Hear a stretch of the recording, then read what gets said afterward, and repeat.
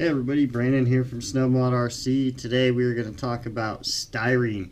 This is episode 1, or part 1, whatever you want to call it, of my styrene series. Basically this is just a kind of beginner's guide to things that might help you get going with styrene, to basically inspire you to create your own stuff. So today with part 1, we're going to start off with a few things. One, don't be intimidated by styrene. A lot of people are. They think it's pretty hard. It's not. You just take your time, make sure you got some good base supplies, and you can get a lot done. So with that, let's get into what we see here, which is basically the base of everything I build out of styrene. First off, let's start with styrene itself. It comes in many shapes and sizes. This is a 12 by 12 sheet of 0.08 inch styrene, so it's very thick, about 2 millimeters. And this is mostly what I buy. You can get this on Amazon, or there's some other suppliers out there, probably even your local hobby shop if it's a big enough one. But for all my body stuff, I like to use the thick stuff because it gives you more room to sand things down and shape things. So styrene, obviously your first priority, so that you have something to build on. It also comes with another style, is the tubes. So this is a pack you can buy online, and it's just a bunch of different styrene sized tubing. Some hollow, and then the very smaller ones are solid. Measurement tools. Let's just start with measuring and cutting and things of that nature. Forgot one thing real quick. So my favorite tools for marking, cutting, everything are the triangle. This is great for making sure you get, right angles. Makes things go to assemble much better, excuse me. But this thing is probably I think this is like $7 at the hardware store. It's all aluminum, so it'll last you a long time and it won't get worn out or bent or broken. So this definitely a very useful tool. And then just your basic 12-inch ruler, always good to have, gives you a nice straight edge. And one of the things we'll get into at a later episode is cutting styrene. And one of the things you always want to do is cut to a straight edge, and we'll explain that more in another episode. And then for me, I do a lot of small stuff, so I like to have, this one has millimeters on it, so I can get super small in my measurements and get more of an exact fit. And then one of these, if you are into angles and such, these are good to have.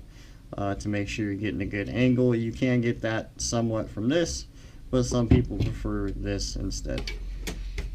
So with measurement tools out of the way, next we'll talk about adhesives. Now adhesives are very important. So the two things I use all the time is painter's tape. It can be blue, yellow, white, I don't care what color it is, but painter's tape is good.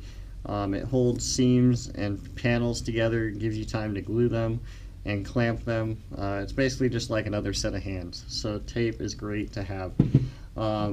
Right now, as of this video, I am using Micromark Same Stuff Professional Plastic Welder. Now it even says, probably right on here, okay, yeah, capillary action will spread same stuff through the joint. So we'll get into adhesives and cutting and stuff in other episodes. But this stuff basically welds the plastic together. These two things, tape and this, is you need something that melts the plastic together. It cannot just be super glue. Super glue actually gets brittle over time. Even the Gorilla Glue stuff, it doesn't hold quite the same as something like that. Oh, while we're talking about adhesives, this is great too. This is a grip clip. I call it a grip clamp. So basically this makes it so you can clamp your stuff one-handed. It lets you get really slight pressure, so you can even put your finger in here and just barely hold on, or you can squeeze the heck out of it. So this is a great tool to have for holding bodies and such together. you know, especially styrene over a long distance where tape won't quite hold it, or you can't hold quite both sides. There's a lot of uses for this in styrene, so definitely something you want to check out. And these aren't very expensive. I think they're less than 20 bucks at your local hardware store. So into finishing, which we will also get to in another episode, this is probably my favorite sanding and finishing tool. This is a 320 grit sanding sponge. I use it dry on my plastics, and it is amazing how well it smooths out edges. You can buff out a surface and prep it for paint. You can roll edges with it because you know, you can make it curve as you push over the edge. You'll see that in another episode when we talk about sanding and cutting and such. But 320 grit sanding sponge, very, very nice to have. So, speaking of cutting, this is my X-Acto knife. Now, I choose to use a number 11 blade. Some people like different styles, so find what blade works for you. And while we're talking about cutting, which there is much more to cutting, but this is going to be your basic tool. If you have one like this, a tip I can give you, especially because you're going to be pushing on this for a long time and probably cutting styrene for hours, especially once you get going and used to it. This is just some 3/8 inch shrink wrap, like 2 layers of it over the grip, so I can still unthread it, but it's much more comfortable in my hands. It's not so small, I don't have to squeeze it so hard. So a little shrink wrap over that helps out a lot.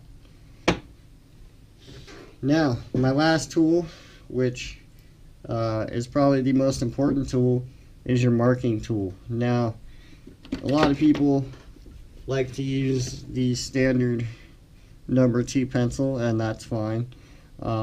So either or. I prefer not to use Sharpie because getting Sharpie sanded off of styrene takes a little while compared to just sanding some pencil off, and you get much finer lines to follow with your blade.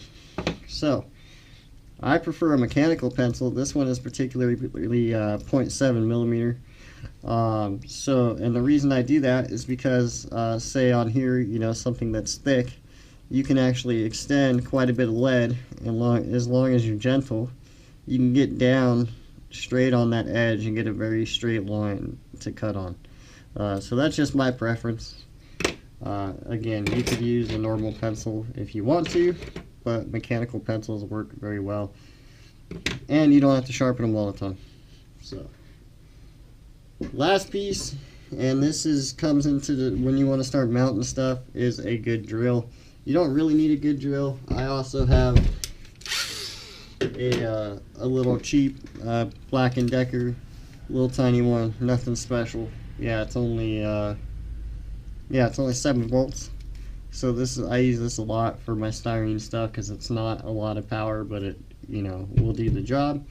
And if I'm doing thicker stuff or carving stuff or sanding things or wire wheel or whatever else, that's when I pull out the bigger one. I prefer Makita. That's just me. I've used them for a long time, and so I picked up the new 18 volt to give it a try with all my RC stuff. So that is it for today, concluding episode 1. Hopefully everybody enjoyed. Please leave your comments below if you have more questions or anything you'd like me to cover in a future episode. I'd be glad to do that. I am here to help. I am by far not the most professional styrene builder out there, but that's okay. I'm just here to help. You know, I can manage, I can make some decent stuff, but the only way to learn and to create is to get out there and try it, and that's what I want to encourage all of you to do. Go out there and get some styrene. You can get a 4-pack of those 12x12 sheets for like super cheap on Amazon. So get some of these basic tools. All this stuff's really cheap, including the glue. Get yourself some styrene and see what you can make for your scale trucks. Don't be intimidated by it. Have fun with it, and we will see you on the next episode. Have a good one, everybody.